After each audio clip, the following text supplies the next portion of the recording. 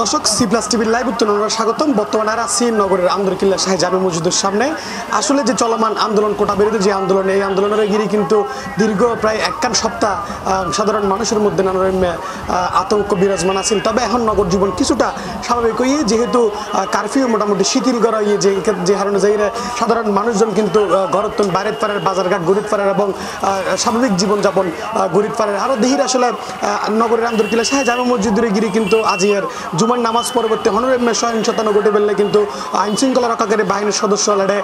প্রচুর পরিমাণ নিরাপত্তা বেষ্টনী তৈরি করলে কি যাতে সাধারণ মানুষের জানমালের হনরেমে ক্ষয়ক্ষতি নয় এবং হনরেমে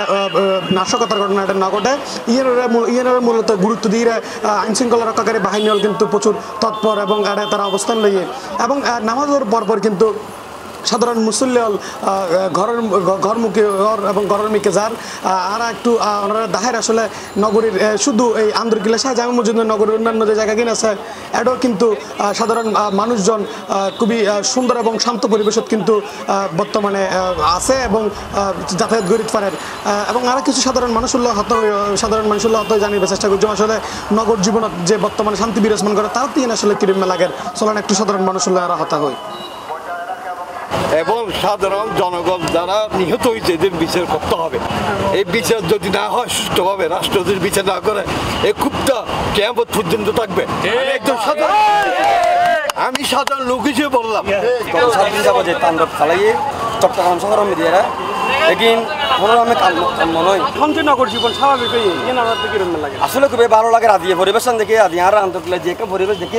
এই পরিবেশন আসলে পুরো চট্টগ্রাম শহরে আরো চাই, পুরো চট্টগ্রামে পুরো বাংলাদেশেও আরো চাই একটা সুন্দর একটা পরিবেশ সৃষ্টি,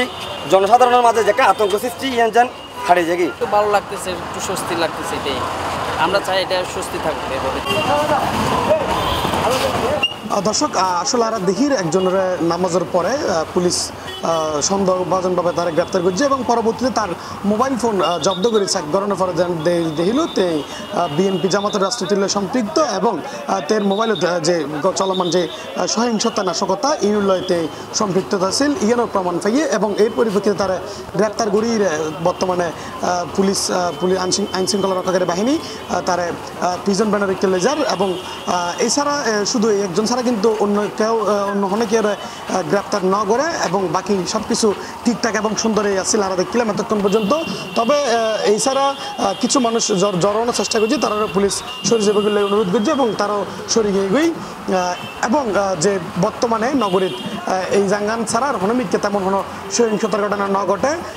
চলমান যে আন্দোলন এবং কোটা সংস্কার আন্দোলন বা যে সহিংসতা নাশকতার ঘটনা ঘটটি ইনুরে কেন্দ্র করি যে কারফিউ এবং আসিল দীর্ঘ টানা 7 দিনের মতো, এর পরবর্তী এই সময়গানত কিন্তু আইর এখন মানুষ নগর জীবনত কিন্তু খুবই একটা স্বাভাবিক জীবনযাপনত ফিরে এসছে এবং তার সাধারণ মানুষজন ইয়ে আবার দাবি করেন যে আগামীতে যাতে আরও স্বাভাবিক হতে পারে এবং হনরেমে আর বিশৃঙ্খলা কিংবা নাশকতার ঘটনা সাধারণ মানুষ আর কামনা নগরের ব্যাগুনে সুন্দর এবং স্বাভাবিকভাবে জীবনযাপন করি বেলায় সুন্দর পরিবেশ কামনা করছি। এই আসলে আসলে নগরীর আন্দরকিল্লা শাহী জামে মসজিদের সামনে তোনার হাসে সর্বশেষ।